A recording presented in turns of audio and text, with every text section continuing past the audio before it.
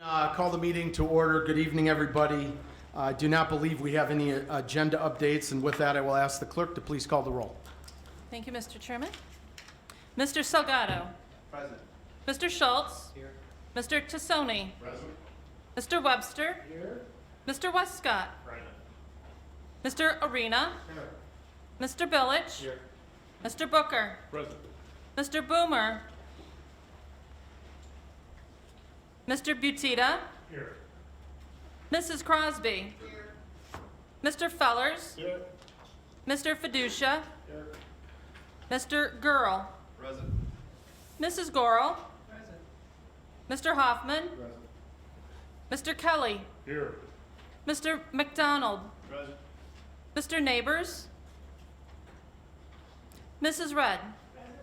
2 absent, 18 present, Mr. Chairman. Thank you very much. Clerk Emma, with that, I will ask everybody to please stand, and I'll turn things over to Mr. Kelly for the invocation and pledge. Mr. Kelly. Holy Father, Mother God, thank you for this day. Bless this assembly with the wisdom to effectively govern for the benefit of all of our residents. Protect our employees who serve the county in the face of personal danger.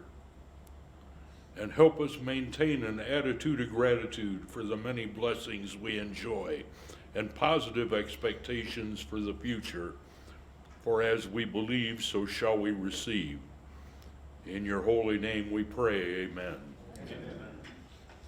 I pledge allegiance to the flag of the United States of America and to the republic for which it stands, one nation, under God, indivisible, with liberty and justice for all.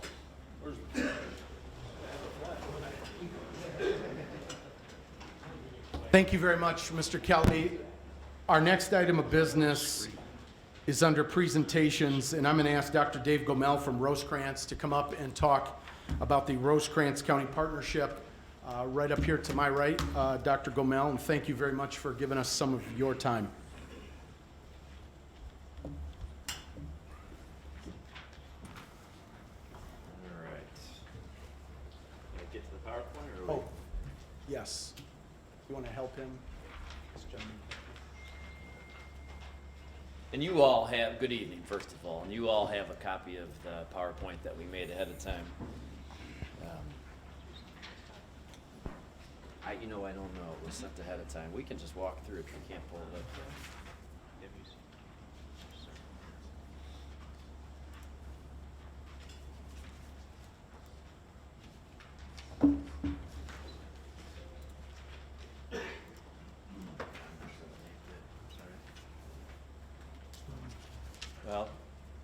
Well, everyone okay if we just go through the handout then? Chairman said to keep this under an hour, so I'm going to do my best at working on that, Mr. Booker, I promise.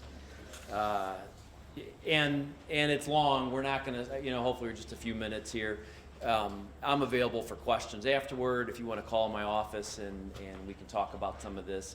I really want to get kind of the heart of what we do together with the county at Rosecrans. Again, I'm Dave Gomel. I work as the president of Rosecrans Health Network, and when I was asked to come talk about this partnership, we were here a few years ago and you all graciously gave us an award for this partnership, but we didn't have a whole lot of time to talk about what we actually do together. This is part and parcel to who we are. Our mission is to provide help, hope, and recovery, and in working with the citizens of Winnebago, that's obvious, but in working with the people involved with the justice system, that's critical, because these are individuals at their most vulnerable stage in what we do. So I'm not going to go deep into Rosecrans and who we are. Those who've been in the community know we've been here for a long time, 105 years. We started New Milford as an orphanage. Today we serve 50,000 people, 60 plus locations, all throughout Iowa, Wisconsin, and Illinois, from Cook County, right by Wrigley Field, all the way down through Champaign, Urbana, Vermilion County. So it's grown into a pretty extensive operation. Our heart is here, our headquarters are here, this is where we live, and so we make sure that we take care here the best. You know, when I moved to Rockford with my girlfriend at the time when I met at NIU, now my wife, I started working at Rosecrans. I was 22 years old, and I'm like, you know what, I could stay here the rest of my life. I didn't mean literally, and apparently that is part of my timing here, but the mission is incredible. We serve all people, and it's irrelevant of funding or status or ability, and that makes Rosecrans a little bit unique. We do have one of the finest treatment centers in the country here in Rockford, Illinois, and we do have people who fly kids in from California. They put them on a private jet and they bring them here and they provide services, and they get a great bedroom and a great doctor and a great view of the garden. Simultaneously, we have a young lady from the west side of Rockford whose mom makes $10,000 a year, and she gets the same great bedroom, the same great doctor, the same great view of the garden, and that means something to me.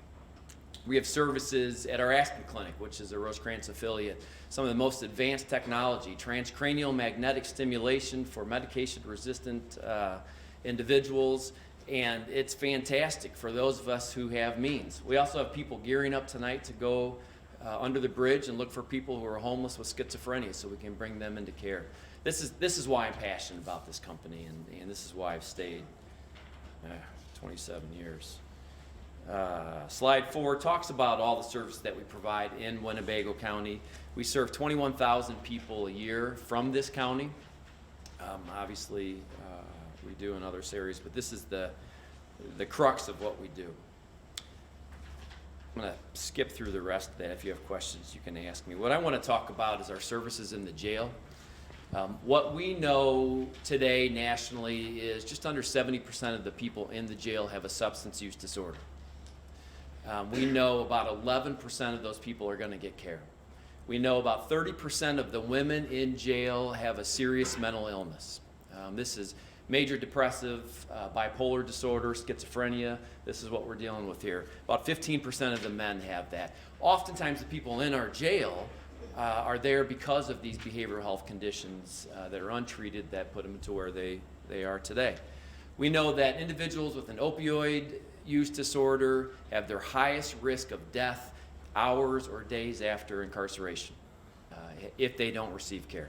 We know those who are in onset of their mental health disorder, who don't receive the treatment that they need, they leave, and there's a much higher rate of recidivism, of committing another crime. That's why it's so important that we engage people quickly while they're in services. Next two slides really get into some of that detail, some of the statistics. We have a lot of data that we can share with you. We have a lot of research that we can share with you about how these services are provided and why it's so important to get them into services. One of the reasons why we have such a close relationship with probation and the judicial system is that they understand that individuals that are in the grips of their addiction are not going to get better without treatment. If we can engage them in services while they're in jail, if we can get them tied in and hooked into our counselors, the same counselors that'll work with them in custody as they work with them out of custody, their chances of engagement are significantly higher. And it's around a 75-80% engagement rate from in custody into the RIC Center, where most of these outpatient services are provided. We have 4 groups operating out of the RIC Center today. The next 2 slides, and I don't know if they're numbered or not, I can't see that far away. The Criminal Justice Service and Partnership really defines the services that we provide. And again, I could spend an hour talking about what these services are, and I won't, but if you have questions, I'm open. We have about 31 full-time employees who are tied to these programs that we offer. What I want to spend a little bit of time talking about is slide 10, titled Alternative Program, 1% sales tax, aka 1% sales tax. You all are voting on this today. It was laid over, as you know, last week. Passed through committee, came here, and was laid over 2 weeks ago, and there's a vote on it tonight. I'm going to spend a little bit of time and then save some time afterward if you have questions specifically about this program, since it is germane. In jail, funded through the 1% tax. And this came with the proposal, the referendum to build the jail, a certain percentage of these funds were made for alternative programs. There are a number of providers that were associated. I don't know how many are left. Rosecrans is one of those. These funds diminished over the years. It's at $196,000 today. The way we came up with that number, so you all know, is we took the average number of people that would be served, the average group hour billed, which is dictated by the state of Illinois. We don't pick that. We can't go lower than what that state rate is, and multiplied by the number of groups that we're going to provide. We put a half-time assessor in there, and any kind of overhead or administrative fee that's associated with that.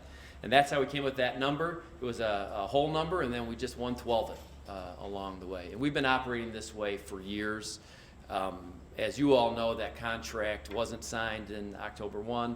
We did not discontinue that service. This partnership is so important to us, and this program is so important to the citizens of this county and moving them into recovery. We just trust that this relationship is going to continue, and we know sometimes things take a little bit longer in government to get through, so we're being patient, relatively patient. The remaining part of this that we show on this slide are the services that we provide predominantly in the RIC Center. Now, we have 30 plus outpatient groups throughout Rockford. So if someone lives in proximity to another group and their probation officer allows them to attend a group on Harrison Avenue, let's say, we'll allow that to happen also. But most of the services happen in the RIC because probation has their officers right on site, and it's a better monitor. It helps us engage the individuals a little bit more closely. If someone doesn't show up, we're able to tell them that. About 26,000 hours last year. These are FY19 numbers. 143 people we assessed outside of jail. We assessed 212 in jail. Rosecrans in-kind's a half-time assessor.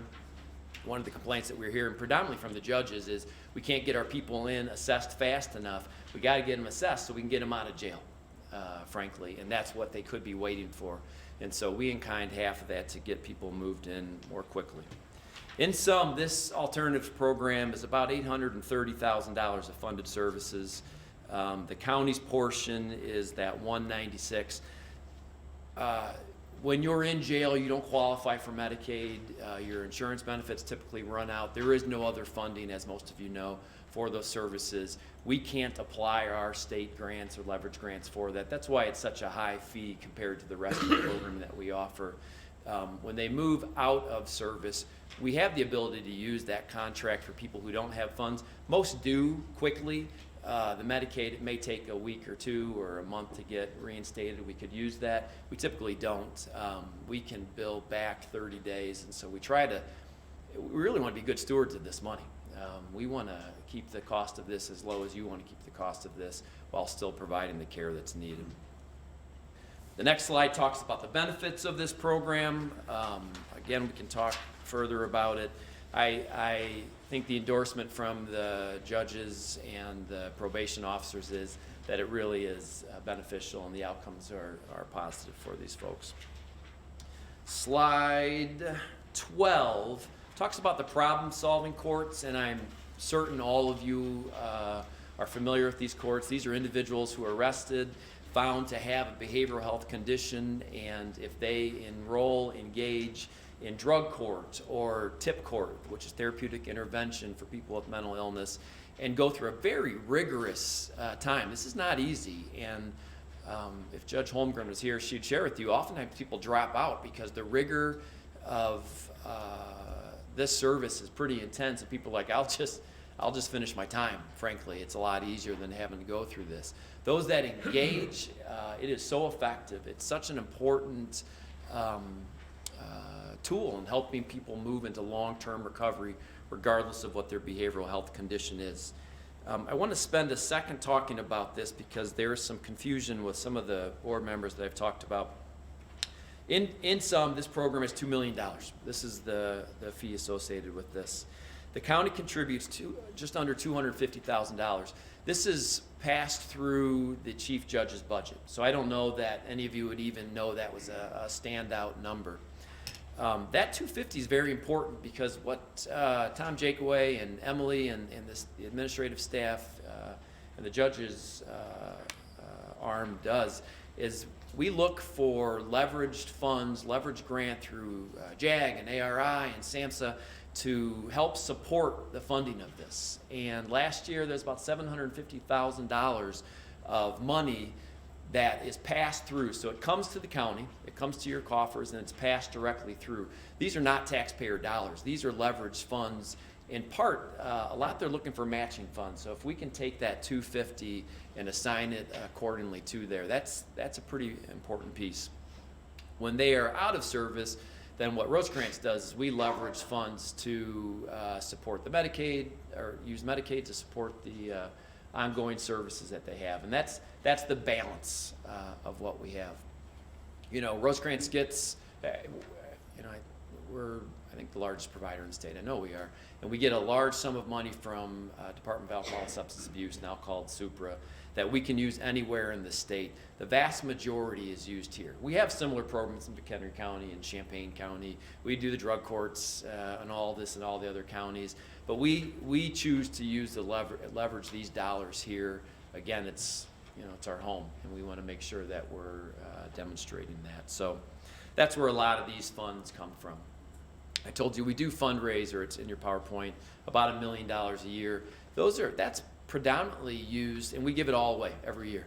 It's predominantly used for individuals who are underinsured.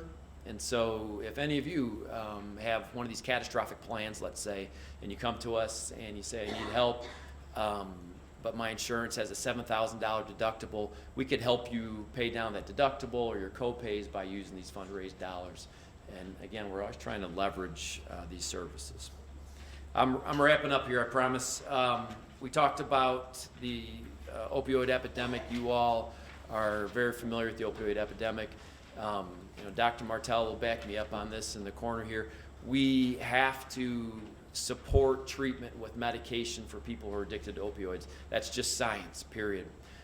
Craig Stallings, who's our Vice President of Operations, pretty impressively hit the state up and received a $450,000 grant, of which $425,000, of which $350,000 he uses here in Winnebago County.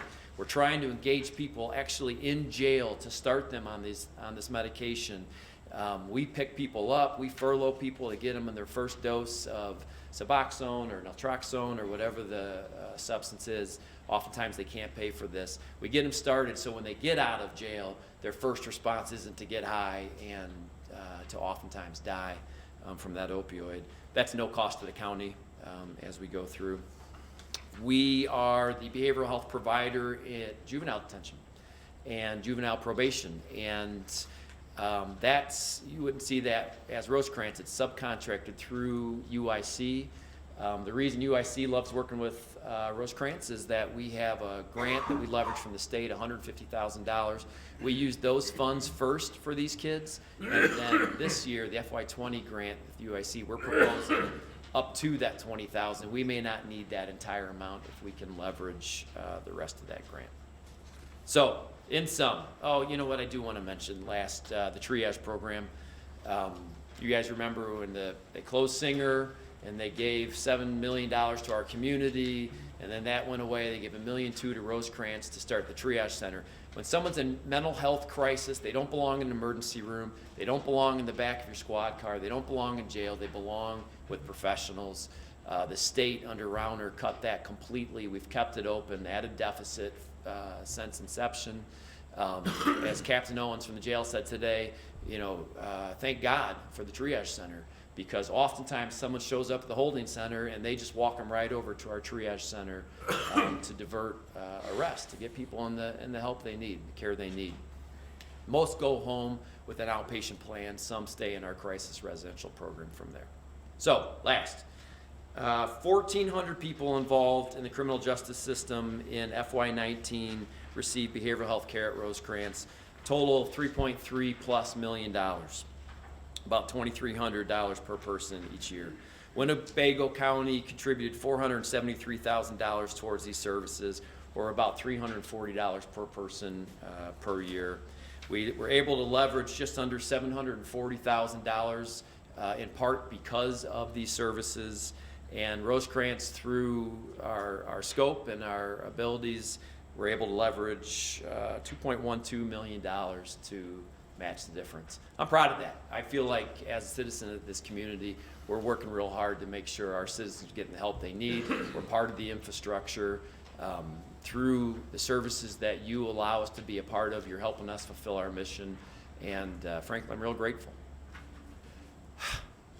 That was like an hour presentation in a pretty short time, Mr. Chairman. I just want to let you know. Very, very well done, Dr. Gomel. I'll open it up for questions here in a second.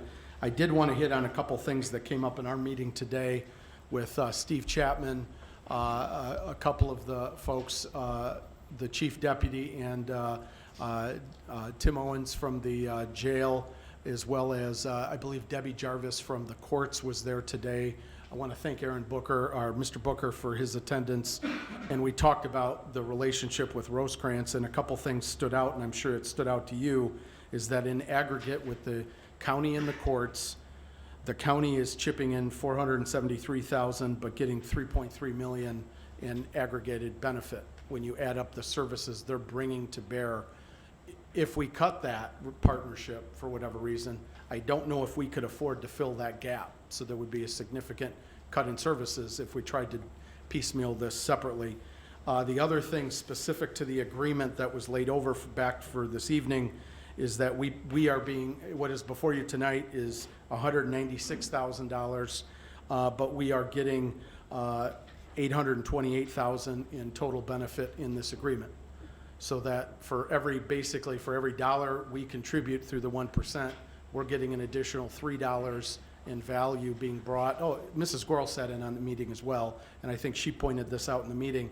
If we give $1 on this agreement and partnership, we're getting an additional $3, and that's what's back before the board tonight. And I'm sure Mr. Booker or Mrs. Gorel will share their 2 cents at some point, but I did want to point that out as highlights from today. The other thing I've heard, I guess loosely, was that there was questions about billing related to the state process of billing Medicaid. I think Dr. Gomel talked about that there's compliance. I did ask Mr. Chapman in the meeting, you feel free to speak to it any time, is there any concerns over the billing process? And he said, no. I asked the folks in the jail if they have any concerns over any part of the relationship, and they said no, they want to see it move forward. And the same was asked and answered of the courts. Steve, is there anything I missed on the billing side or any concerns you have? No, the one thing that I guess I'd like to mention, in October I was made aware that these contracts with Phase or Remedies and Rosecrans had not been renewed, so we did start working with those. I did have Debbie Jarvis, the Court Services Director, work with these agencies to come up with a contract that made more sense, made the agencies more accountable, and made sure that the county was getting their dollars. The original estimate that we got from Rosecrans was slightly higher than the amount that we had budgeted, the 196. So I asked them to relook at things, which they did, and the dollar amount that we have included in that agreement is the same amount that we put in the budget. So from that standpoint, we're in line with what we said we were going to spend. So. Thank you very much. Any board member questions or follow-ups for Dr. Gomel? Yes, Mr. Billick. Just a question. Sorry. Thank you, Mr. Chairman. Just a question. How do you discuss, like, there's a lot of talk lately around, and as we all know, that there is one of the biggest difficult tasks to attack is mental health. But what would your discussion be on what Rosecrans has done within the local community, as far as, like, what would be the counter-argument or the discussion that you guys have actually picked up where we left off after losing Singer, and as far as the mental health shortfall that we have? So what we did in response is we added, there's different layers of group and community mental health, and we added some fidelity groups, they're called. These are evidence-based groups to work with some of the most vulnerable citizens that we have. ACT, CST are some of the acronyms that we use. And so we put some of these groups in place where we're providing in-home services for individuals. Obviously, the tip court is itself a fidelity group, and we monitor these individuals very closely. They would be hospitalized or institutionalized have we not had these services. The biggest addition we've had is the triage center that I mentioned to try to reduce crisis. These are momentary lapses. We've all had moments where we lose our temper or we feel like we've lost our mind, and if you have a mental illness, it's compounded. You don't have to go to jail and you don't have to go to the hospital. Sometimes you just need to sit down and have a cup of coffee and take a nap and talk to somebody.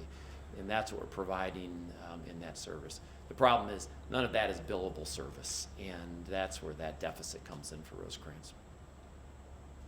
Thank you. And one follow-up question. Yes, sir.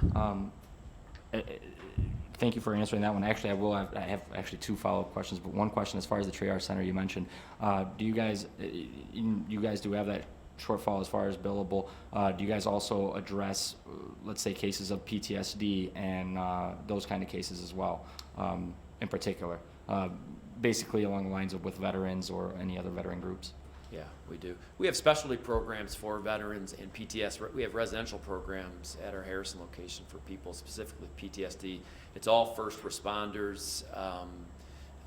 Chief Bergston worked very closely and is on our advisory committee for that. The individual that runs it actually ran the EAP for Chicago Fire Department before he retired and came in. So we feel like we have some good content experts running those services. And the second follow-up question is just, do you feel that you guys have been able to keep up with attacking all the facets, including those that were actually covered by Singer before, as far as the mental health issues that we have right now currently in our area?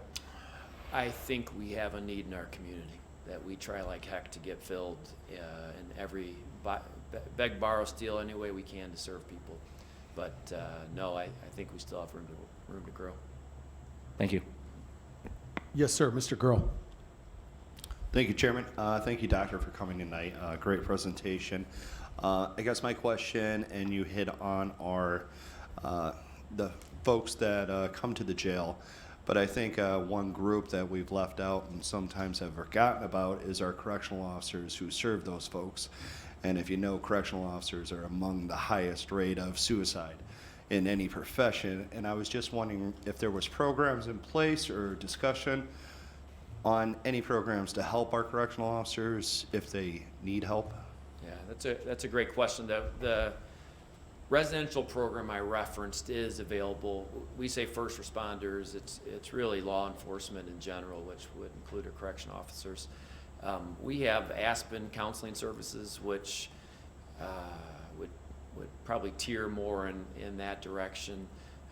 We've actually worked to try to get the EAP contract for this county so we could provide those services directly versus the telephonic that's available right now, which I think is not as sufficient. But yeah, depending on the individual and the individual's needs, I believe so. Thank you. You're welcome. Thank you, Mr. Grohl. Any other questions, comments before we move on? Seeing none, Dr. Gomel, thank you very much for your time and for the information, and really appreciate you giving us some of your time. Thanks. We'll move on to our next item, also under number 5. And again, I apologize for the IT snafu. Not sure what happened there. We'll get that corrected in the future. Our next item is related to the public hearing. And there's a bit of a process to this with the money that we're bonding out. And I believe, go to Clerk Gummow to read the notice. Thank you, Mr. Chairman. Notice of public hearing concerning the intent of the County Board of the County of Winnebago, Illinois, to sell $4 million in general obligation bonds as alternative revenue source. Public notice is hereby given that the County of Winnebago, Illinois, afterwards known as the county, will hold a public hearing on the 27th day of February 2020 at 6:00 p.m. The hearing will be held in the county boardroom located in the Winnebago County Courthouse, 400 West State Street, Rockford, Illinois. The purpose of the hearing will be to receive public comments on the proposal to sell bonds of the county in the amount of $4 million for the purpose of constructing, maintaining, and improving county highways, roads, and bridges. By order of the Chairman of the County Board of the County of Winnebago, Illinois. Dated the 23rd of January, 2020, by Lori Gummo, Winnebago County Clerk, the County of Winnebago, Illinois, and this was published in the Journal February 6th, 2020. Thank you, Clerk Gummow. Are there any public comment? You do not need to be officially signed up for public comment at this time if you care to share your thoughts. Anyone on this particular issue want to speak to this item? Seeing none, then I would entertain a motion to adjourn the public hearing. May I please have a motion to adjourn? Thank you, Mr. Gurl. May I have a second, please? Thank you, Mr. Hoffman, Mr. Fellers, and Mrs. Crosby. We got a motion and a second to adjourn the public hearing. All those in favor signify by saying aye. Aye. Any opposed? We've unanimously voted to adjourn the public hearing. Thank you very much, and Clerk Gummow, thank you as well. Our next item of business, public comment. We do have a couple of speakers this evening. I'm going to ask Harlan Johnson to please come up. Computer in hand. He is speaking, I believe, in support of the establishment of the Mental Health Board. And Harlan, thank you for being here this evening. Thank you. About 30 years ago, a referendum for mental health funding failed. Winnebago County remained as the only metropolitan center with no mental health funding. For over 20 years, I've sat in on the League of Women Voters Mental Health Committee, and then later the County Mental Health Advisory Committee that you guys established. Always frustrated at no local funding base. They worked really hard. Hundreds died from suicide, overdose, homicide, and more. Now with a half-cent sales tax, there's hope. The Independent Mental Health Board will earn the respect of the community by investing in prevention and treatment resources through several agencies. I'm a licensed marriage and family therapist and a licensed clinical professional counselor in private practice. This referendum doesn't affect my practice at all. It's agencies that will receive the funding. I'm so happy the county board is working to see that mental health will receive local funding, assuming the levy passes. On behalf of the NAACP in Rockford, the Interfaith Council, and Emmanuel Lutheran Church, hooray! This will save hundreds of lives, and it will save law enforcement a lot. Housing a mentally ill person with support by an agency is so much less expensive than incarcerating the person. Turning many mentally ill people into employed taxpayers, many eventually living independently. I congratulate all of you. Bravo. This will help us transform Rockford with the improved mental health of all of our citizens, helping our region's reputation and our business and industry. Please encourage the Chamber of Commerce to join in with all the rest of us in supporting the referendum. Thank you, Mr. Johnson. Our next speaker is Jeanette Towns here. Oh, come on up, Jeanette. Thank you again, Harlan.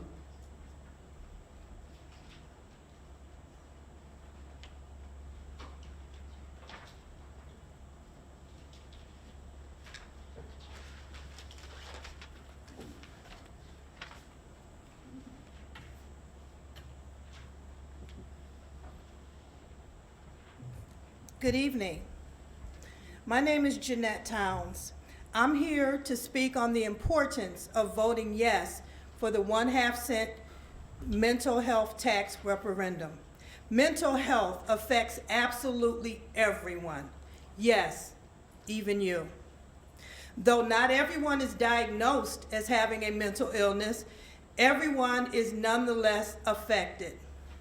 We can all relate to having knowledge of a mentally ill relative, friend, co-worker, or loved one. Services in Winnebago County are sorely lacking. So is funding. We have the opportunity to do something about it at this critical juncture. Winnebago County needs to take loving care of its most vulnerable citizens. Our children in crisis are being sent to Chicago or the suburbs, away from their supportive family.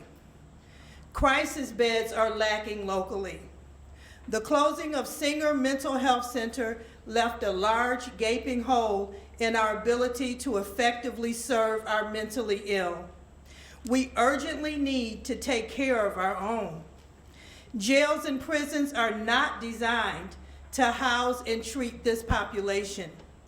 Passing meds in isolation is not the solution for our citizens' need. This isolation actually makes their condition worse. When one is seriously mentally ill, bad decisions are often the result. Let's provide an alternative to those who need it the most. How about we actually take care of them instead of warehousing them through incarceration? If this problem doesn't hit close to home with some of you, then possibly you haven't seen the bigger picture yet. Mental health care is going to cost our community in one way or another. Let's make provisions for it without delay. It's now time for us to collectively take a stand and say, I care. It's time to show it through our vote. Make your choice heard through passing the referendum. You won't regret it. Please take action tonight to approve the mental health board members so that we can begin the process of meeting our community's mental health needs. Thank you for your thoughtful attention concerning this pressing matter. Good evening. Thank you very much. Our next and final speaker, I do not see Nancy Edwardson here, so then our final speaker would be Javier Whitford, coming also, I believe, to speak about the mental health tax and the mental health board.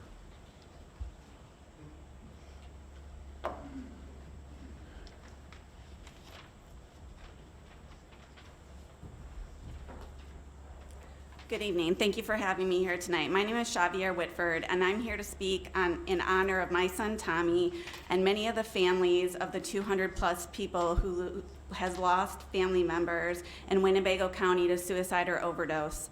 My son Tommy was a beautiful boy. He was athletic and loved and supported consistently from friends and family. But Tommy lost his dad in a car accident at the age of 3, and that trauma affected him his entire life. He was diagnosed with depression and anxiety in middle school and eventually developed a substance use disorder as he attempted to self-medicate to dull the pain he was feeling. We did everything in our power to support him and get him the care that we needed. We worked with everybody that we could to address his depression and substance use problem. However, care was not always accessible and available, even to us. Unfortunately, at the age of 19, Tommy lost his battle to depression and took his life by suicide. Our lives have been forever changed in those who know him. We know, as reported by the Winnebago County Mental Health Advisory Committee, mental health disorders have moved from a critical condition to an emergency situation in our county, and more needs to be done. We ask you to continue to support the half-cent mental health tax, and please establish this mental health board immediately, because we have experience firsthand of the negative effects of not having quality mental health coverage and services in our community. Since losing Tommy, we've made it our mission to support individuals and family members affected by mental illness or suicide loss. If I had more time, I could share with you many horrifying stories of the gaps and what that causes in our community, but I'm going to share just a couple quick ones. A 14-year-old boy, autistic boy with a mental health crisis, who spent 5 days in the ER because there was no bed available for him, and they were not equipped to handle that situation properly. They had him sleeping on the floor. I witnessed it firsthand in the ER room because they were more concerned with the bed getting damaged than they were for his comfort. The teenage girl that was released after 3 days in the hospital and went home and successfully ended her life the next day. Or the numerous calls that I get on a daily basis almost of desperate parents trying to get appointments for psychiatrists and therapists and getting care for their kid who is actively suicidal, and having to be told that they have to wait 2 to 3 months to get their kid the care that they need. It's time to do more.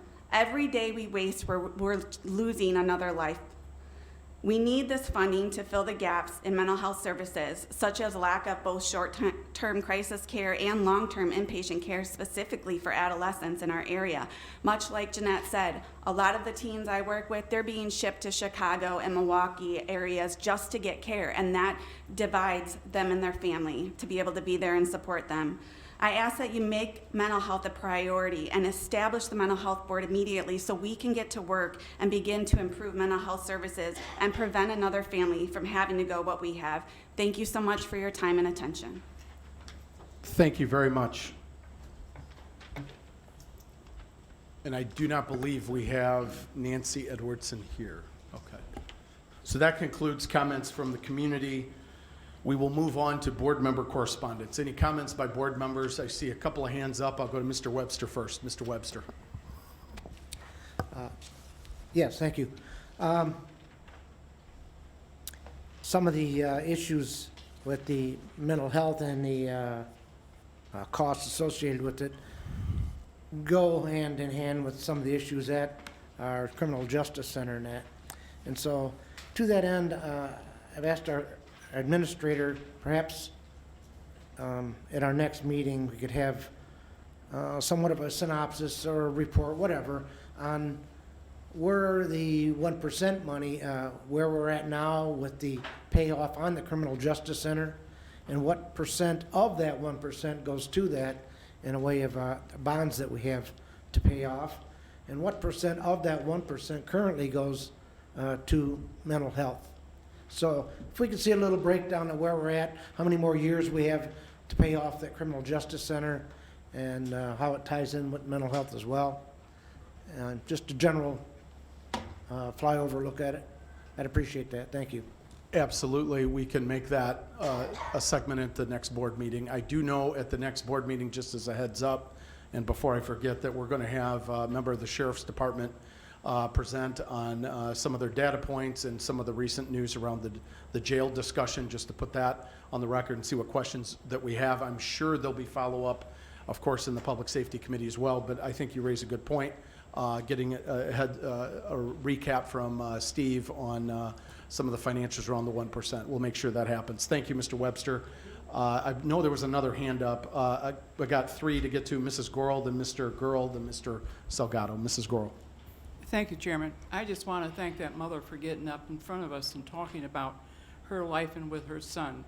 Many of us sitting on this board may not have ever been touched by what she has.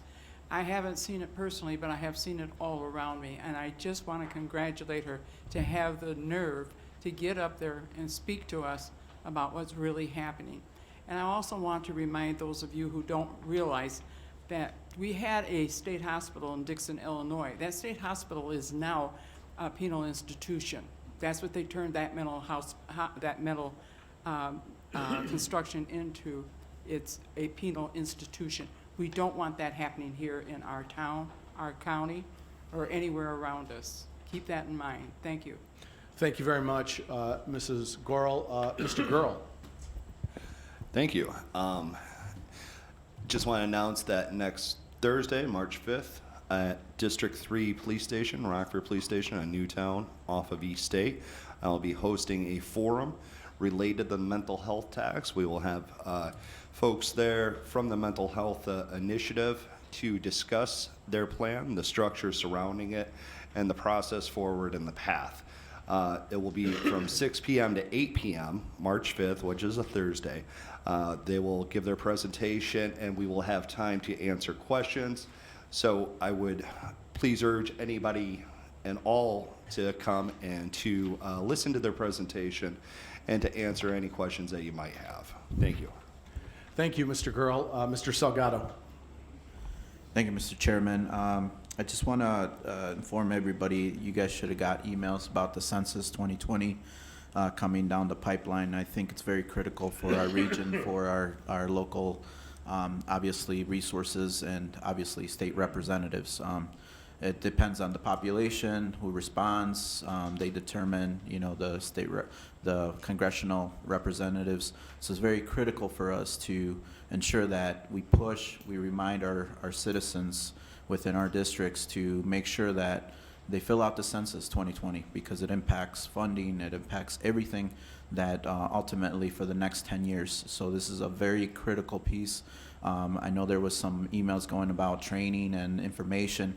Please look at that and try to get that information out to the public within our region, because it does have a huge impact locally here and regionally. So I encourage everybody on that aspect of it. The second piece is under department, what do you call it, department updates. I'd like to see if Dr. Martell, if she's in the room, if she could just give a quick synopsis on the coronavirus or whatever the new terminology is being used. Just to, give, I know she sent out an email with statistics, but just to publicly make reference to that, and also since it's been in our current media going out there. So just to ease some of the concerns that our citizens are seeing in the media and out in the public. So I just would encourage if Dr. Mattel, when we get to the department heads updates, if she wouldn't mind saying a couple words on that. Thank you. I think that's an excellent point. We'll make sure we give her the floor during department head updates. Any other board member comments? Seeing none, we'll move on quickly to chairman's report. I got a couple just things that are quick hits. Number one, there will be discussion probably offline as well. But back, as you will recall, in October, the board voted almost unanimously to change our trustee program agent. And months before that, I think, voted to start the process of ending the contract, or starting the timeline for ending the contract with the prior agent. I would just say this, is that it has come time where the transition needs to be completed. It is becoming clear that the move was the right move and for the right reasons. There's a lot of opportunities, but it's hard to go backwards and forwards at the same time. And so the transition ultimately ends, and the quicker the better, with having one agent, not being in between agents, because it is slowing down the new agent who we have set very high expectations for. And so more discussion on that, I hope, in the very near future. The other two items, the next two are intertwined. The U.S. Marshal communication that I forwarded to the board last night when I received it, and then what is known as the Savage Jail report that was, I guess, mentioned at the last board meeting and has been since shared with the board, and is, of course, a matter of public record now. I would just add two quick things. Number one, the one concern I had by the U.S. Marshal is that he has not read the report. He did send an email, and I think the context behind this is important. He said, "I've heard media reports. I would like to have a conversation." And I think that's an important distinction to make, is that he wants to have a discussion, which is a very prudent thing to have when you hear things. The fact that he has not read the report but wants to go over it in detail with the Sheriff's Department, with some members of the board and/or administration, is a prudent move.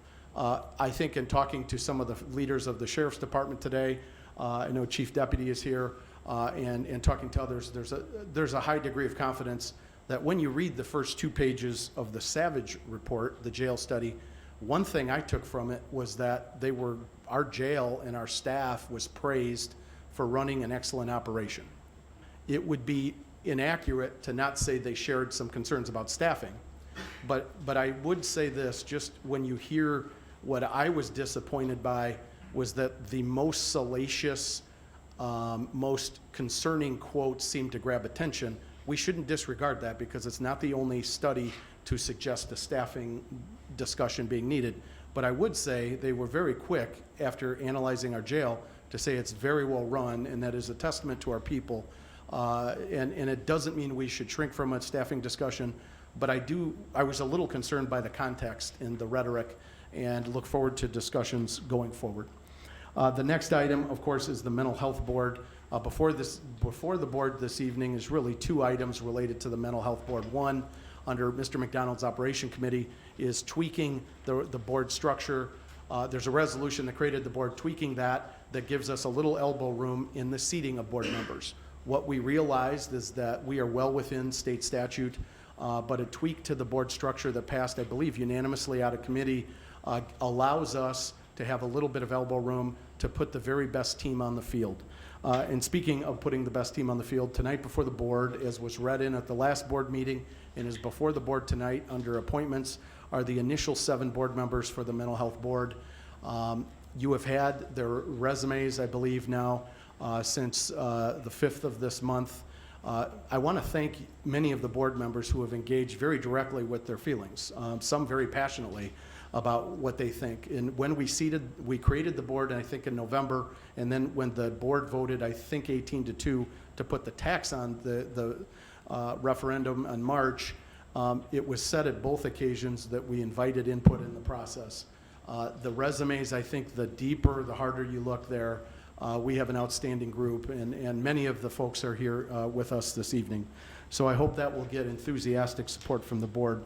The other thing that I did want to mention was that when a few people raised some questions on the Rosecrans agreement, I do want to reiterate that I heard very clearly from our partners in the courts, the Sheriff's Department, and I did want to double check with Steve on the financial side that there's not just agreement in moving forward with the Rosecrans agreement, but there was enthusiasm for it. And if I am in any way speaking out of step with what we heard at the meeting, I'd ask Mr. Booker and Mrs. Gorel to correct me on the tone and tenor of those conversations. But with that, that's what I have for the chairman's report. Let's see if there's any questions on anything I shared. Seeing none, we'll move on to our next item on the agenda. That would be announcements and communications, and I'll turn it over to Clerk Gumow. Thank you. Earl Gumow, I'm sorry. Thank you, Mr. Chairman. The items listed below were received as correspondence. And we will place those on file. Thank you very much, Clerk Gumow. Next item of business, consent agenda. We got, I believe, 4 items. The raffle report, the bills, the approval of the January 23rd minutes, and the layover of the February 13th minutes. May I please have a motion on the consent agenda in those 4 items? Thank you, Mr. Gurl. A second by Mrs. Gorel. Consent agenda is now before the board for discussion or comment. Seeing none, all those in favor signify by saying aye. Aye. Any opposed? Thank you very much. Motion passes unanimously. Next item of business, County Administrator's report. Steve. Thank you, Mr. Chairman. The only item I have tonight is, as mentioned by Mr. Salgado, the issue of the census that's coming up. Stacy Mullins, who's in the board office, has been our point person in that regards. She's been attending the meetings and so on, and I've invited her to the next meeting to just give a short overview of what involvement the county is having and what other tools are available to encourage participation. So, thank you very much, Steve. I know we had some department head updates, and then I know Clerk Gumow and we'll talk to Dr. Martell as well, but I know we had a couple department heads with updates. Yes, sir.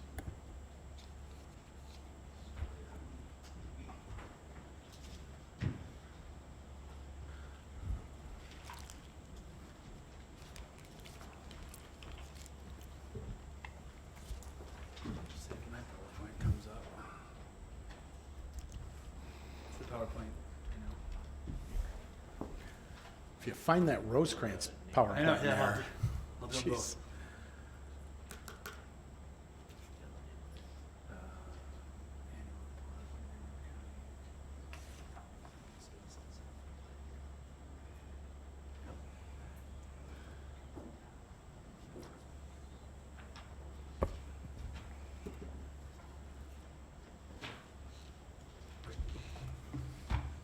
All right, give me 1 second here.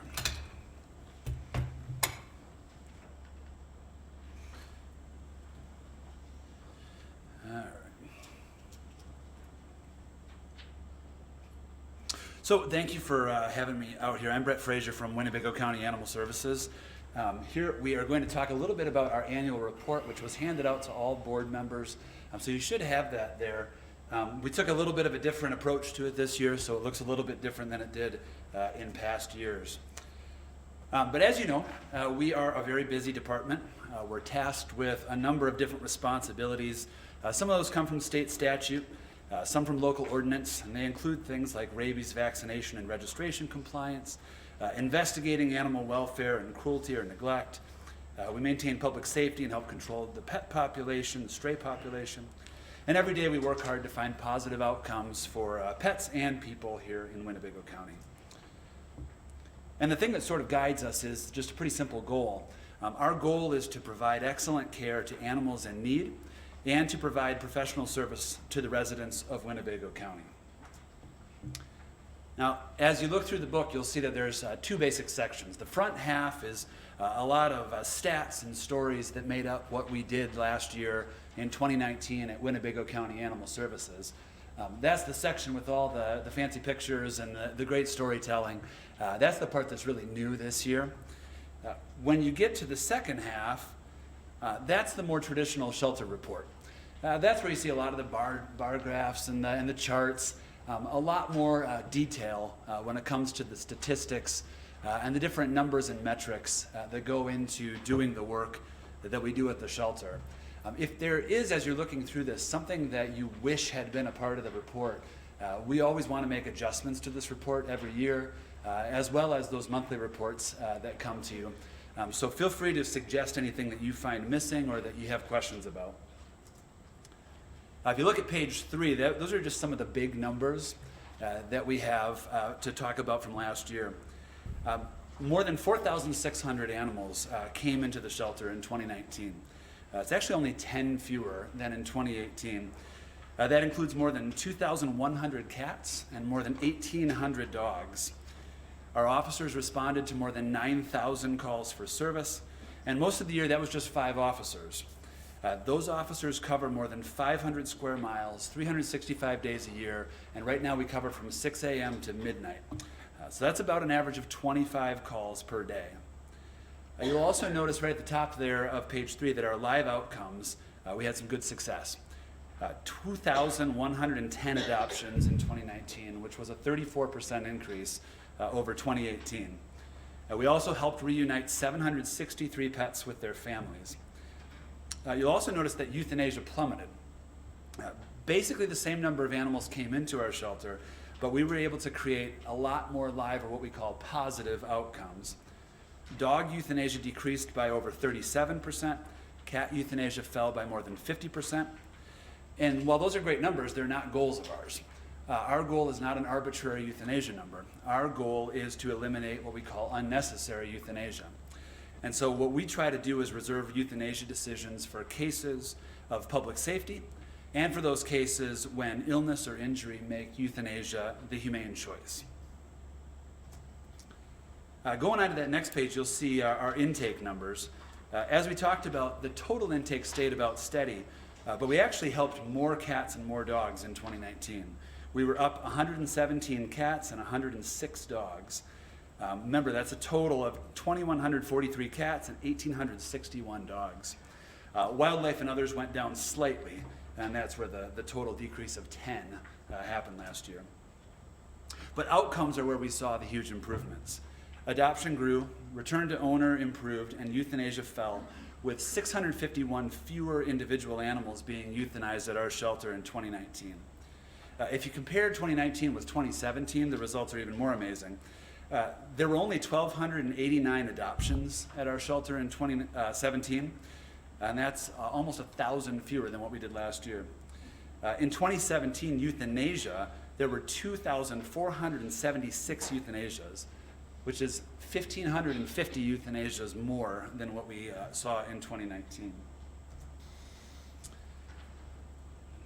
We helped the same number of animals, but our shelter population on a daily basis was much lower, actually right around half of what it had been in 2017 and prior. And we did that by focusing on reducing what we call the average length of stay. That's the number of days that an animal spends in our shelter. And the basic idea is that you want an animal to spend only the number of days in the shelter that it needs to get to its best outcome, whether that's adoption, return to owner, euthanasia. And so we've pursued policies such as open selection and adopters welcome mentality. We've grown our PetSmart locations, and we've done all that because we believe it's our job to help pets go from lost to found and into a safe and loving home as quickly and efficiently as we can. It does save lives and it does create great stories, but it also preserves department resources. Our patrol we talked a little bit about, and they do the things that you'd think they do. They track down stray animals, do bite investigations. More than 700 bites were reported last year in Winnebago County for us to investigate. But some of those times when they go out, it turns into something a little different. And so if you're looking there at that patrol page, you'll see a couple of stories that were definitely outside the norm, including one case where our officer was credited with actually saving the life of someone who was being attacked by dogs in a home.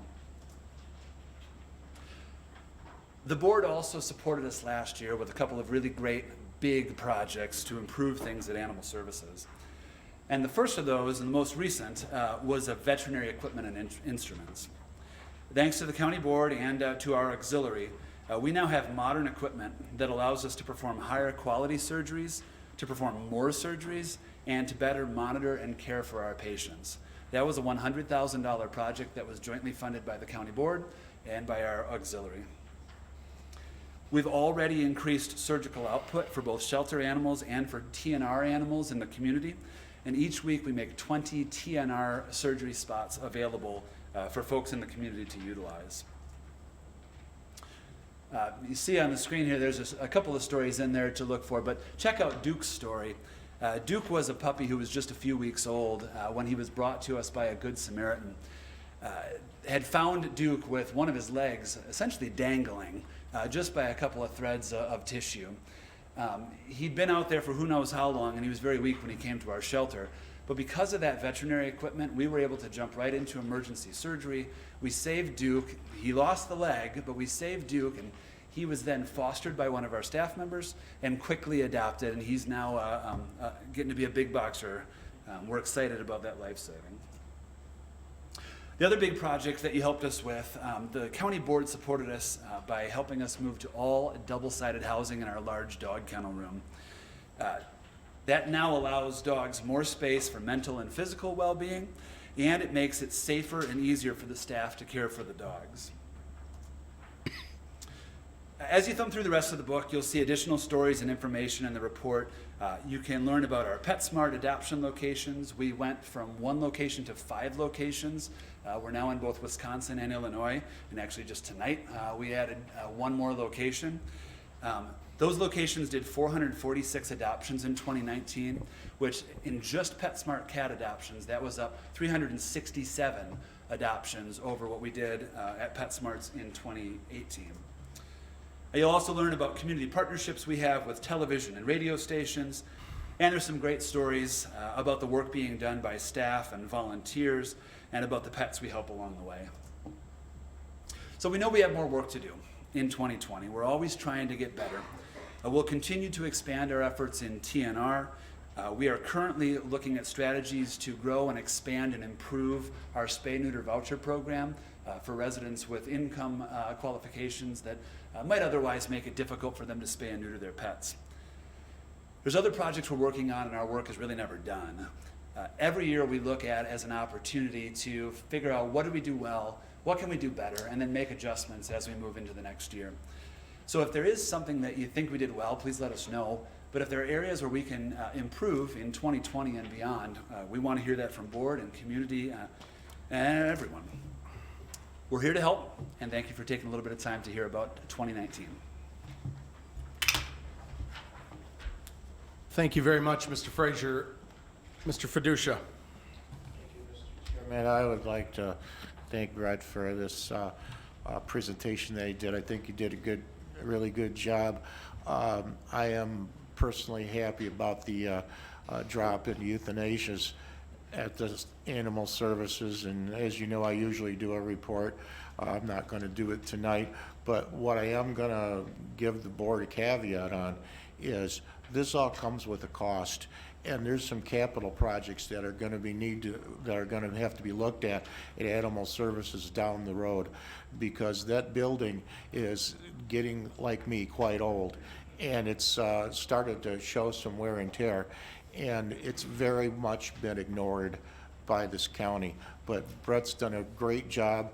I think it's a perfect example of doing a lot with a lot less. So good job, and thank you. Thank you, Mr. Fiducia. Any other department head updates? Carlos from Highway. Thank you, Mr. Chairman. A couple meetings ago, you had asked me to present to you a 5-year plan for the Highway Department. So you should have in your packet, the 5-year plan. as I said in my memo, this is mostly a preservation and maintenance program to maintain the assets that we have. Again, it includes 5 years and the 2 projects that are being proposed as part of the bond.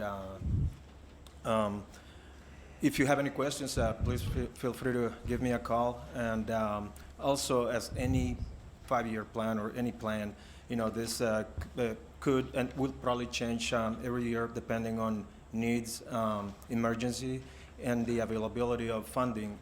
We are continually applying for funds, grants, federal, IDNR, et cetera. So as those become available, we would incorporate them into our 5-year plan. Thank you. Thank you very much, Carlos. And then I believe the request by Mr. Salgado. Dr. Martell, could you provide a quick update on the coronavirus?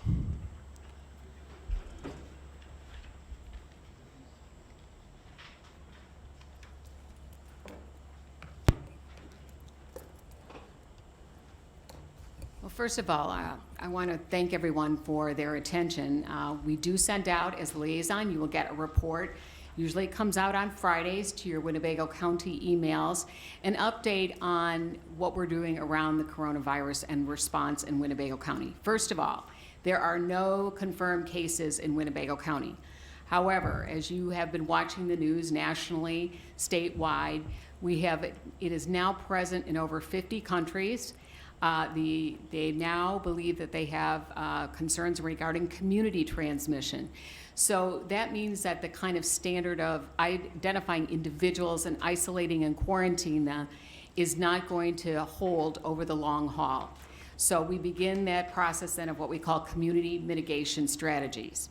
So this week, beginning, and Mr. Kurlinkus acknowledged that, with the county department heads, with our infrastructure individuals, with the city of Rockford, the public and regional offices of education, the housing authorities, the Winnebago County Correctional System and Judicial, we've been having daily briefings at midday to really begin and make sure that every institution is ready to continue their continuity of operations and continuity of government.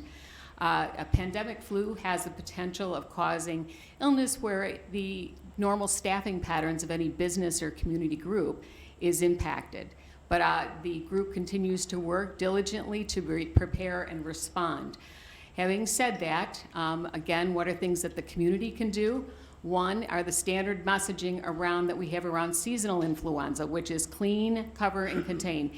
Hand washing is still one of the top community mitigation standards. Everyone can do it, and we encourage everyone to promote hand washing. Containing themselves, that means staying home when you are sick. I know that it's very hard. We're in a culture right now where powers through illness. We've really got to work on that, and we're encouraging our different institutions and employers to look at their policies around that so that people that are coming into the workplace are not sick and exposing others. And then what we call cough etiquette, or covering your cough. You've seen a lot of debate and discussion. Masks are not part of community mitigation strategies. So clean, cover, and contain.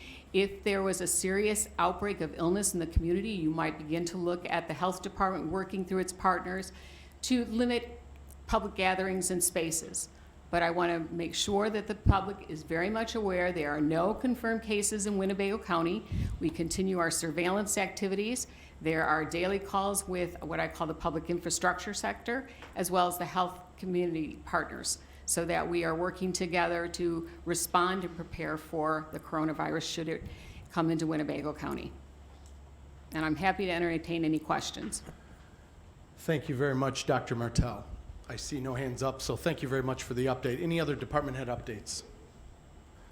Thank you again. Oh, I'm sorry, I forgot Clerk Gummow. Thank you, Mr. Chairman. Dare I forget?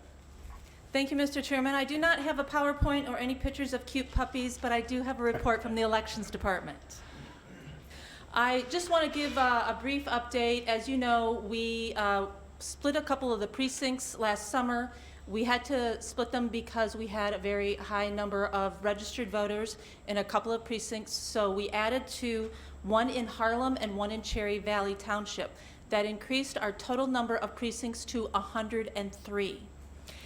This last fall, I received a report from the state of Illinois that we had to conduct an accessibility survey of all of our polling locations. So armed with 15 pages of an accessibility survey, I went out and personally inspected all 60 of the polling locations. Due to that inspection, I realized that some of our polling locations were not ideal for not only our voters, but for some of our election judges.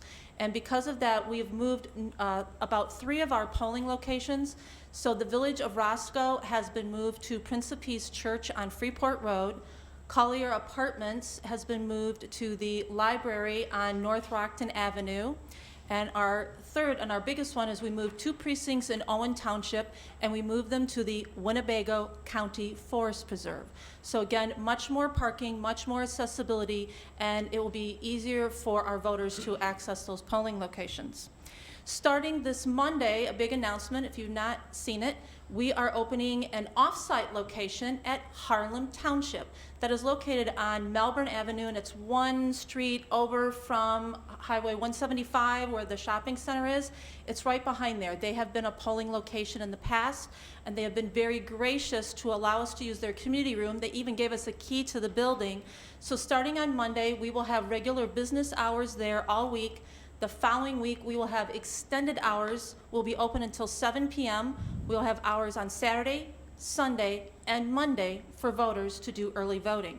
That, in addition to our offices, we're moving the elections out of our first floor office, and we're moving it up to the 3rd floor into the old WinCart office space, again, so that we can serve the voters better and keeping it out of our elections department so my election staff can continue working on with the things that they need to do. A lot of the questions that we've been receiving is, of course, in regards to cybersecurity. As you know, in 2016, the Russians were able to hack into voter registration systems here in Illinois. What they did was they accessed the voter registration system, but they did not make any changes. Just last week, the White House had a briefing, and I would like to share what they reported on at that time, was that Russia is actively attempting to interfere in the upcoming presidential race, and their efforts are targeting public trust in the integrity of the U.S. elections and generating chaos in U.S. politics. I think they've been pretty successful. What we are here to say is they are trying to create distrust, and we are doing everything that we can do here locally to try to thwart those threats. We have upgraded our voter software system. We've come online with an internet system that is provided by the state, so it is solely not combined with anything else in the county. It's just for elections. We've been working every week with Gus Gettner and his staff in the IT department to try to make sure that we are as secure as possible. We're also reevaluating what we're going to be doing in the polling locations. And let me tell you, when you cast your ballot through the tabulator, that tabulator is not connected to the internet. We take it back to what we call Election Central. We put it into a software, into a computer that is not connected to the internet. It actually tabulates all those votes. We download it onto a thumb drive and walk it over to another computer, and that is what is sent to the state and what you see on a website. So there is no way that that computer can be hacked. So I have to say we're taking every step possible to ensure the integrity of the voting system. I want to say that I've been very blessed to have inherited a very talented, dedicated, and knowledgeable team in Winnebago County. And I think you as county board members should be very proud of the staff that we have here in Winnebago County. Very proud. If one of the questions I know that Mr. Salgado had last week is, where will we see the ballots? And they came out today. The polling locations and your sample ballots for Republican, Democrat, and the nonpartisan ballots are in today's edition of the Journal, the Gazette, and the Herald. So if you want to see those samples, it's not only published, but it's available on our website. So you can access that today. I want to ensure to all of you that we will continue to work every single day in the elections department to ensure that the elections process is administered fairly and in accordance with the law. Thank you all very much. Thank you, Clerk Gummo. Any follow-up questions for Clerk Gummo?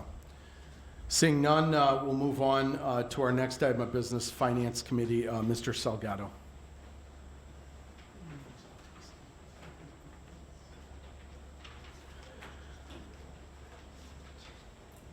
Are you taking some of these? Before you faint at the 16 items, I think they'll group some of these, so hang in there. We'll be okay. Thank you, Mr. Chairman. The Finance Committee has 16 items today, which, as you just referred, I'd like to motion to approve the ordinance for abate taxes from line number 2 all the way to number 15 as one in bulk. And these are all relating to the ordinance of the tax abatements, and I so move. We got a motion by Mr. Salgado on items 2 through 15. May I have a second? Thank you, Mr. Westcott, Mr. Hoffman, and Mr. Gurl. Item is now before the board. Motion and a second. And the items are 2 through 15. Any discussion on the motion and a second on these items? Again, we're taking all of them, 2 through 15, so you'll be voting in all. No questions? All those in favor signify by saying aye. Aye. Any opposed? Motion passes unanimously. Thank you very much, Mr. Salgado. Thank you, Mr. Chairman. So the next one is an ordinance amending sections of Chapter 2 of the County Code of Ordinances regarding accounting and financial reporting policies to be laid over, and I move to suspend the rules. We got a motion by Mr. Salgado to suspend the rules, which would allow us to separately vote this evening. May I have a second, please? Second by Mr. Hoffman, Mr. McDonald, Mr. Gurl. Motion and second on suspending the rules. Any discussion on the suspension of rules? All those in favor of suspending the rules signify by saying aye. Aye. Any opposed? Motion passes unanimously. Mr. Salgado. Thank you, Mr. Chairman, and now I move to approve an ordinance amending sections of Chapter 2 of the County Code of Ordinances regarding accounting and financial reporting. We got a motion by Mr. Salgado on item 16, the ordinance amending section 2 of the County Code of Ordinances related to accounting and financial reporting policies. Second by Mr. Westcott. Any discussion or comments by board members? Mr. Arena. Thank you, Mr. Chairman. Mr. Salgado, could you just give a brief explanation of what this does?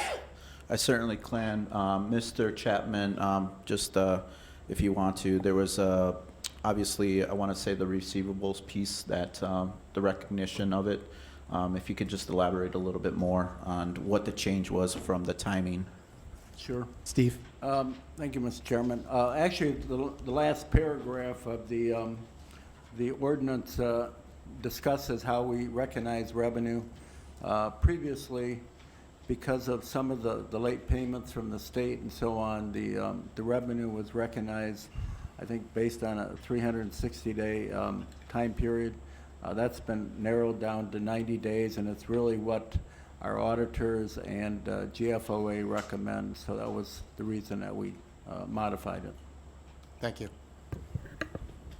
Thank you. Any follow-ups, Mr. Salgado? No.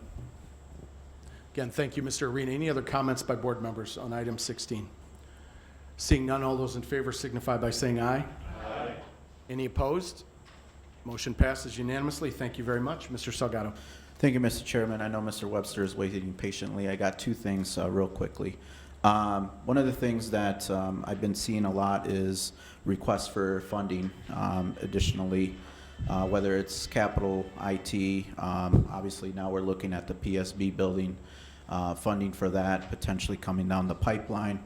We've been seeing some studies of staffing shortages and stuff like that. I think it's in our best interest to kind of strategize, essentially have a plan, objectives and goals for the year, what we're trying to accomplish as a board, give direction. So Mr. Chapman and the administration's not being pulled left and right to kind of look at, let's bond this issue, let's bond that, or whatever the case may be. I think it's would do service to the administration and ourselves to give guidance on the different issues that are at hand and things that we need to tackle. I do appreciate the proactiveness of department heads on trying to push issues of funding and trying to get funding. But at the end of the day, we know we have obviously limited funds, and we need to strategically not think short term, but think long term. always think long-term. And so I think it's in our best interest to strategize. I know Mr. Chapman has been, spearheading, sitting down with different departments on what their needs are, their capital needs, and so forth. I think we cannot get ahead of that until we have a plan going forward, so we can strategize on whether if we need to bond out on different things, we can do so strategically, long-term wise versus short-term. So that's what I'm going to encourage through the Finance Committee, to kind of set up a plan that direction, so we're not seeing left and right from department heads or whatever things are coming through. I understand sometimes emergency things come up and are necessary to make decisions sooner than later, but strategically we need to think long-term, not short-term. The second piece, I talked to Mr. Chris Dornbush on the phone, kind of looking at our investments on the host fees funds, to kind of look and see if we can capture some of that money, invest it, whether it's a policy 70-30, depending on fixed versus stocks, to earn some interest on that and to keep our principal balance and not just relinquish what we receive from the host fees and we essentially just give it out and we lose that money. So retaining that. So I've asked Chris Dorfmush to look into it to see if we currently do it with the Treasurer's Office on investing that money, and also, if there's any state statute that prohibits us from actually, recovering some of the interest that's in there. So that should be coming through the economic development. I told them to have communication with Mr. Billick, so he's aware of the situation. But those are things that we'd like to see as well. And finally, I'm hoping that since we're in month 4, 5th, potentially doing a budget versus estimate with the finance department to see where we're at budget-wise versus actual expenditures. So more to come on that, but that's the report we have at this point. Thank you, Mr. Chairman. Thank you, Mr. Salgado. Next item is the Zoning Committee, Mr. Webster.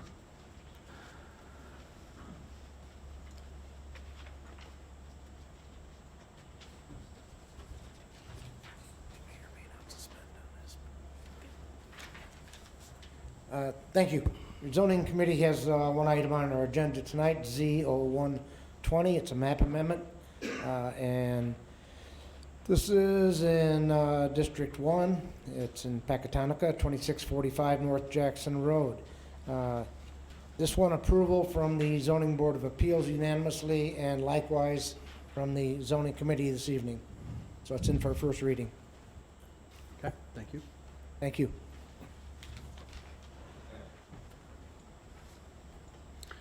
Thank you again, Mr. Webster. Next item of business, Economic Development Committee, Mr. Billick.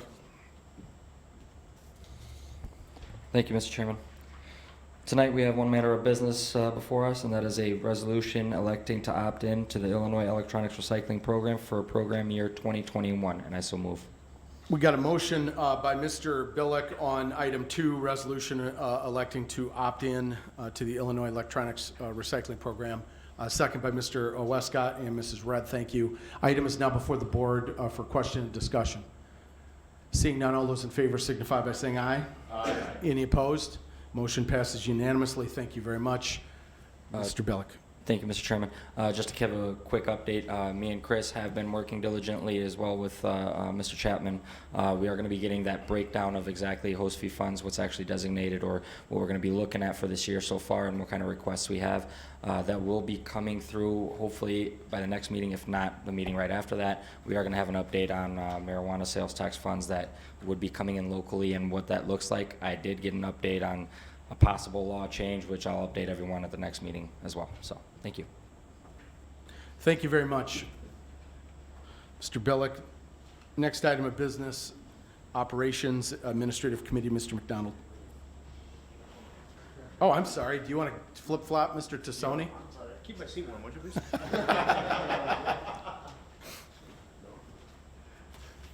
Thank you, Mr. Chairman.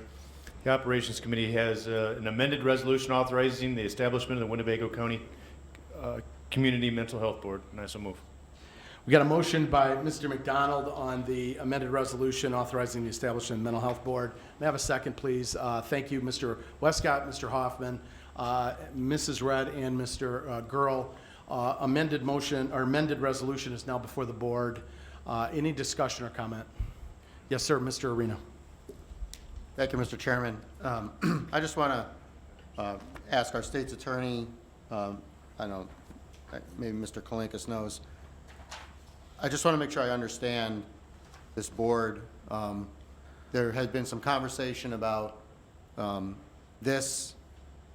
what we're doing here and a 708 board, but when I looked at the state statute that's referenced here in this resolution, it appears to be the same, right? So is that correct? The 708 board, there's one board in state law.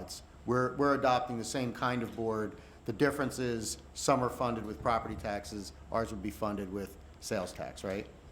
Okay, so this board will have all the same powers that every other board in the state has. They can buy real estate, they can have employees, says they can create not-for-profits. It's extensive powers that they have, correct? May I? Yeah. Mr. Kurlinkus. Thank you, Mr. Chairman. The board powers that you're granting are basically what is in the creating resolution. All that was changed from the original one to this one was simply, as the chairman stated earlier, giving a little flexibility, but the little flexibility in the groups from which the board members were to be appointed. Right. That came right out of the statute. So the powers that are granted here, you're granting and creating with this board are what you are doing in the resolution, okay? But what's referenced in the state statute as regarding what a mental health board can do applies to the mental health board that we've established in Winnebago County, correct? Only to the extent that you grant those powers here. So this resolution would be limiting then from what state law. There's been a lot of discussion, if I may, there's been a lot of discussion about what the board can and cannot do and so on. You are authorizing the board to do this. I know there was a talk about how the funding went and so on, and the determinations they can make on those. Those powers are not inherent in the creation of the board. So what you're creating, the powers that you're stating in the resolution itself is what the board, the Community Mental Health Board can do. Thank you. Thank you. Thank you, Mr. Arena. Any other questions or comments on the amended resolution before the board? Can I speak to this for a second, Chairman? Yes, sir. Mr. McDonald. I would just like to point out that there's 7 areas, and it used to say shall be from, and the language got changed to as nearly as possible. That way it gives some more latitude and leniency. Any other questions or comments? Thank you, Mr. McDonald. All those in favor signify by saying aye. Aye. Are there any opposed? Motion passes unanimously. We've amended that resolution. Thank you. Mr. McDonald. That concludes the report. Thank you. Thank you very much. And now, without further ado, and with great enthusiasm, I'm sure Mr. Tassoni regarding Public Works Committee. Sorry about that again. I didn't mean to get you halfway and No problem. Thank you, Mr. Chairman. This evening, the Public Works Committee brings forth 3 resolutions. The first item, which would be 20-006, and it's a resolution authorizing the execution of an intergovernmental agreement between the County of Winnebago and the City of Loves Park for improvements at East Riverside Boulevard and North Bell School Road. I would so move. We got a motion by Mr.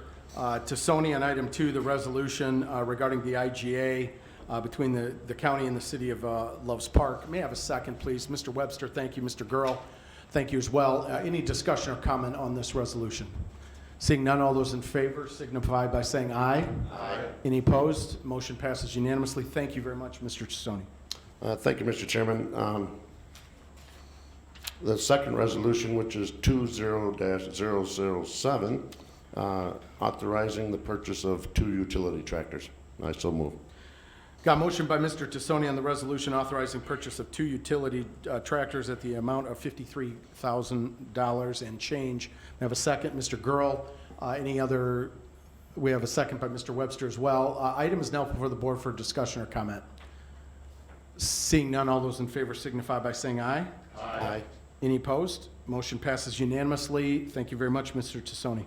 Thank you, Mr. Chairman. The third item is Resolution 20-008.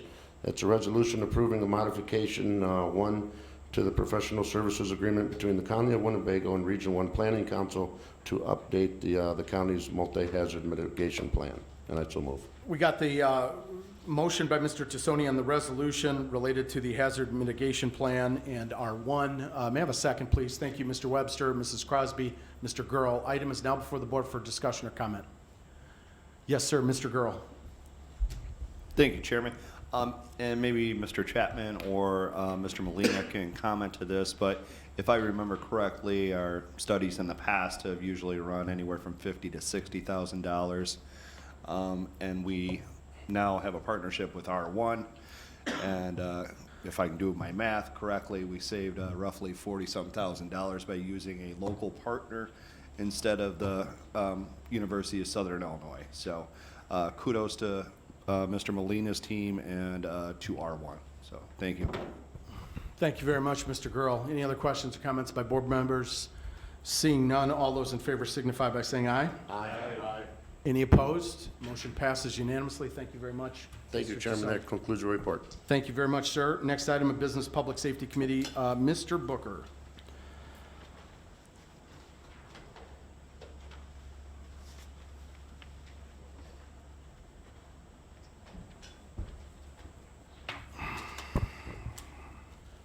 Thank you, Chairman. The Public Safety Committee brings forth a resolution authorizing the chairman of Winnebago County Board to execute an agreement with Rosecrans Incorporated for the Jail Alternative Treatment Program. And I so move. We got a motion by Mr. Booker on the Rosecrans agreement. May I have a second, please? Second, Mrs. Crosby, Mr. Fellers, Mr. Butita, Mrs. Crosby, or Mrs. Gorel, and Mr. Gurl. So we have several seconds. Any discussion or comment by board members on this item that laid over from the last board meeting? Yes, sir, Mr. Butita. Thank you, Mr. Chairman. So I am a supporter of this resolution to prohibit dispensaries. Oh, that's next. We will get to the cannabis next, Mr. Butita. Rosecrans. Appreciate your enthusiasm for that topic. But the Rosecrans item before the board, any question or comment? Sorry, I shouldn't joke. Yes, sir, Mr. Schultz. Yeah, I think I'm speaking for all of us in appreciation for the presentation tonight and the clarity around the resources that Rosecrans is providing, not only to the jail, but as offenders are exiting the jail and out in the community. And so just want to express my appreciation to Rosecrans for them leveraging not only our resources, but resources from the state and the fundraising they do and other ways that they make this possible, and their efforts as well to try to close the gap from the closing of Singer. Thank you. Thank you, Mr. Schultz. Any other comments by board members? Oh, I'm sorry, Mr. Booker. Thank you, Chairman. Yeah, I agree. The concern was brought up by a couple of board members to me, and it raised some concern with me as well. So I appreciate Mr. Chapman arranging a meeting where myself and Mrs. Goro could attend, along with our representatives from Rosecrans today, Debbie Jarvis from the courts and probation, and Mr. Chapman. And you know, again, our concerns are for the citizens of Winnebago County, that we're getting the best for what we're putting out. And I'm very, very comfortable, especially when I hear from Mr. Chapman, who has done an exceptional job at county administrator, looking after our funds, our finances, and especially from Captain Tim Owens, who has worked with Rosecrans since Rosecrans has come to Winnebago County Jail to assist us. And when I hear Captain Owens say that Rosecrans has saved our backside in a couple areas, and that he feels very comfortable and he's thankful that Rosecrans is there to help us out when he's needed the most, it pretty much slammed the door for me on it. I'm very, very convinced and confident. Thank you. Thank you, Mr. Booker. Any other comments or questions by board members? Seeing none, all those in favor signify by saying aye. Aye. Any opposed? Motion passes unanimously. Thank you very much. Mr. Fellers. Mr. Fellers. Thank you, Mr. Chairman. I respectfully withdraw my motion for reconsideration on the ordinance prohibiting the establishment of cannabis dispensing organizations within unincorporated Winnebago County. So the next item, and then on number 3 related to cannabis, you're withdrawing the reconsideration. The question I have, just from a procedural standpoint, is once it got sent and it's on this agenda, I'm sure there's a page in Robert's Rules you can reference that will help me sleep easy tonight. Is this something procedurally we can do that's Yes, on the because agenda? I can withdraw it at any time before it comes back before the board for a motion. Technically, on Robert's Rules, I would have actually have to ask for it to be brought up for reconsideration at this one. Because I'm withdrawing the motion and no one's asking for it to be brought for reconsideration, no action needs to be taken. The result from last meeting's vote is, it will be applied. And that's on same page 333. Or Robert's Rules for Dummies if you need it. Thank you. Well, after the journey you took us on 2 weeks ago, thank you. So we are not going to be considering that motion unless I hear objection from anybody on a procedural item. I will take that at face value. It has been correct to this point, so we will not be able to entertain this item today. So that means that the vote on the prohibition of cannabis sales in Winnebago County that failed at the last meeting has remained failed, and so sale of cannabis in Winnebago County then can commence. Did I say that correctly? Any disagreement? So we can sell in unincorporated Winnebago County based on this non-action. Going forward, the sale of cannabis in unincorporated Winnebago County is now something you can do based on ordinance. Thank you very much, Mr. Fellers. Mr. Booker. Thank you, Chairman. That concludes my report. Thank you.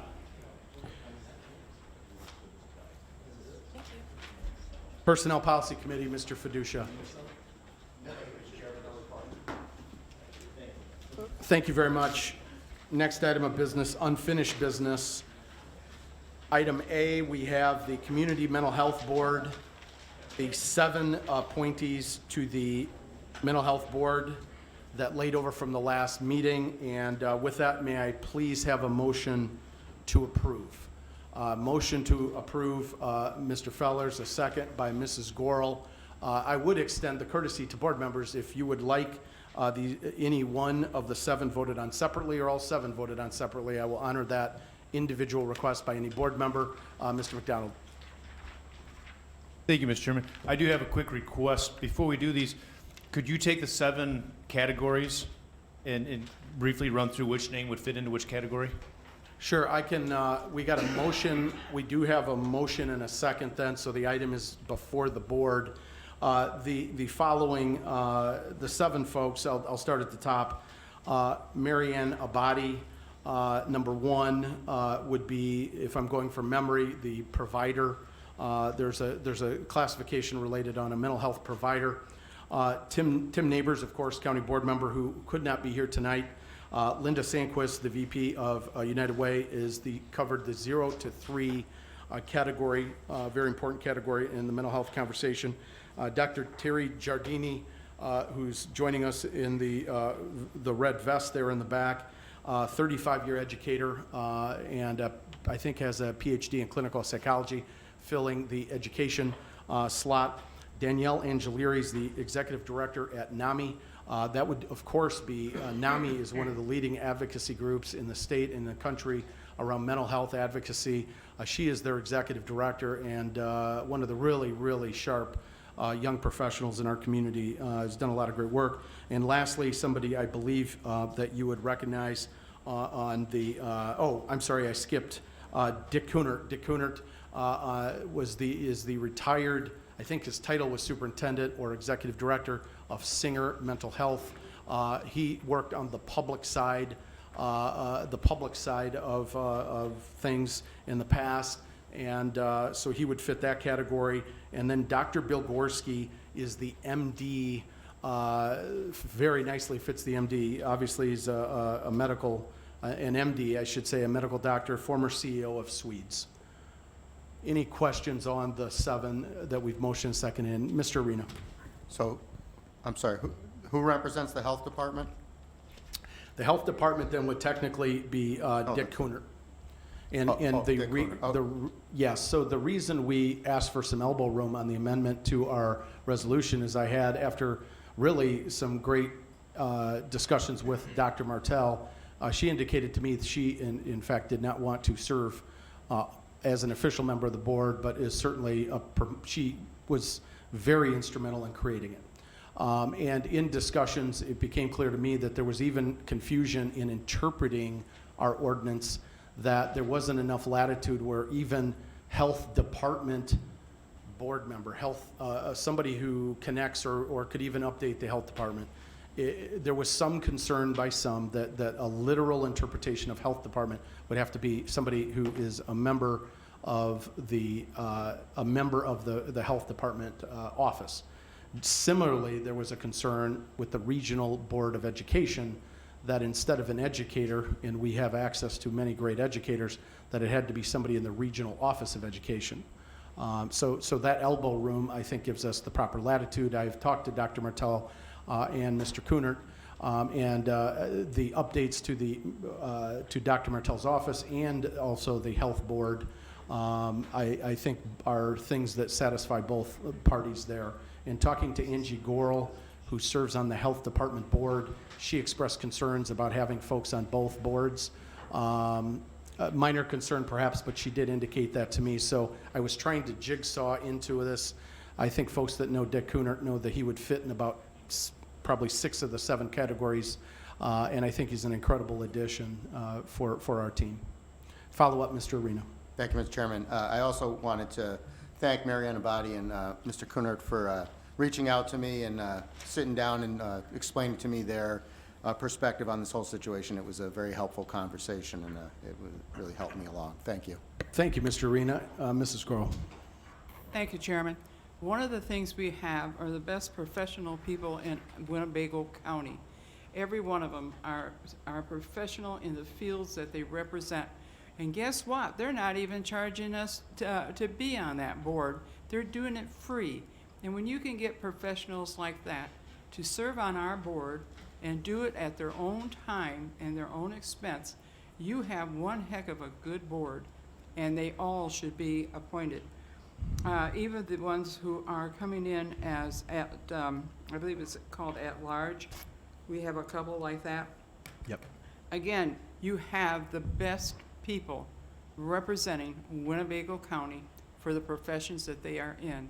And I do hope we all appoint these people 100% on this board. Thank you. And just for point of clarification and transparency, the 2 names underneath the at-large appointments, you are not taking action, not being asked to take any action on them tonight. In fact, they cannot officially be brought forward per the resolution until we seat the board officially, hopefully, knock on wood, tonight. And then I do know on confirmation from all 7 potential appointees that they want and are asking myself and this board to allow for the 2 additional board members at large to be appointed. We have secured commitments from Dr. Julie Morris. Many of you will know Dr. Morris. She's the superintendent of the Harlem School District. I would love it if we could get the board seated, get them to make an official request, bring it back to you all at the next board meeting. Dr. Morris is probably seen as one of the leaders in the region, if not the state, around trauma-informed schools, very hot topic in mental health and in successful education. And then somebody that many of you would know is Reverend Dr. Ed Copeland, a Baptist minister who happens to be a lawyer and a doctor, a lot of degrees, and he also consults for the Justice Department around criminal justice reform. If you know Dr. Copeland, he's just top shelf, and since we are, just to show the whole playing field, there's 2 non-voting members that don't require board approval, but they're very passionate about this topic. One is Wendy Larson Bennett, who's retired from the she's a retired assistant state's attorney in Maryland's office, and also Jay Ware, community member. I want to thank, it's either Mr. Tassoni or Mrs. Red made the recommendation of Mr. Ware. I'll let you 2 fight over who should take credit. He's a really good guy, and very passionate on this topic. He's retired from Woodward. He'd be a non-voting member, as would Wendy. Both are very passionate about the topic and will give their time and service to the board as well. But in terms of voting tonight, the 7 before the board are 1 through 7 in front of you. Any other questions or comments? Seeing none, and I believe then nobody has made a motion to split anybody out, which means we're voting on all 7, just for clarity. All those in favor signify by saying aye. Aye. Are there any opposed? Motion passes unanimously. Thank you very much. We got a mental health board, and we'll rock and roll from there. Our next item of business is the Crime Commission Board. Laying over from the last meeting and at the request of several of their board members on the Crime Commission is Tiana McCall, who I believe you know is our former clerk and formerly worked in our office, has taken a job as a VP at Rock Valley College, has been invited to serve on their board if the board would approve of that. And she laid over from the last meeting. I would entertain a motion to approve Tiana McCall to this board position. A motion by Mr. Booker, second by Mr. Fellers, Mr. Billick, and Mrs. Gorel, and Mrs. Red. Any discussion on Tiana? Seeing none, all those in favor signify by saying aye. Aye. Any opposed? Motion passes. I have been asked by the state's attorney, there is going to be a need for a closed session. I have a family, I got a family emergency to attend to. There's also an item that would preclude me from participating, but I need to run, and I apologize to the board for not sticking around. I'm not doing it for any other reason than I have to attend to some family business. So I do need your all support, though, to go to closed session. The state's attorney would like to talk to you on, I believe, a total of 3 items. The motion to go into closed session would be related to litigation and the opioid item as well. Before I entertain that motion, Mr. Webster is patiently waiting to bring up something under new business. My apologies, sir. Real quickly, after all this discussion from the health department and that and coronavirus and that, I've asked this before. We've had these hand sanitizer dispensers stationed around the administration building and that, and they rarely have anything in them. And can we get and the importance of this flu and corona business, can we get those darn things filled up and have them on every floor? And because there's so much handshaking going on around here, we should have them here as well. Can we please address that issue? Yes, sir. Mr. Webster, I agree wholeheartedly. Any other new business? Let's give Mr. Gurl the floor, please. Thank you, Chairman. It probably relates to old business, but I was just hoping that we could get an update, whether it be through committee or your staff, on the process of hiring an administrator and on the process of filling the HR director and other critical positions, the CFO position and the assistant deputy administrator. So if we can get an update at our next meeting or committees, that would be very helpful. Thank you. Thank you very much, Mr. Gurl. So I will entertain a motion to go to closed session for the purposes of threatened or real litigation, as well as the opioid litigation. Motion by Mr. Hoffman, second. I'd love a second. Thank you, Mr. Fellers. All those in favor of going to closed session signify by saying aye. Aye. Any opposed? Thank you very much. Motion passes. We'll take a 3-minute recess, and I will ask a willing board member, maybe Mr. Hoffman, to come up and run the closed session if you don't mind.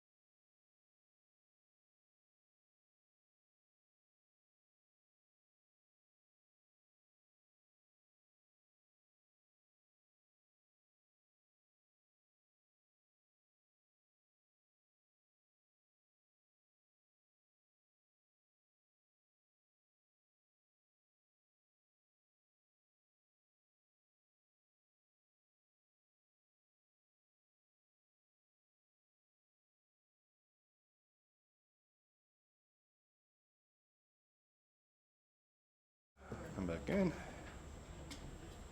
Okay, we are now back in open session. Let the record show that no action was taken in closed session. I will entertain a motion to adjourn. Made by Mr. Hoffman, seconded by Mrs. Goro. All those in favor? We are now adjourned.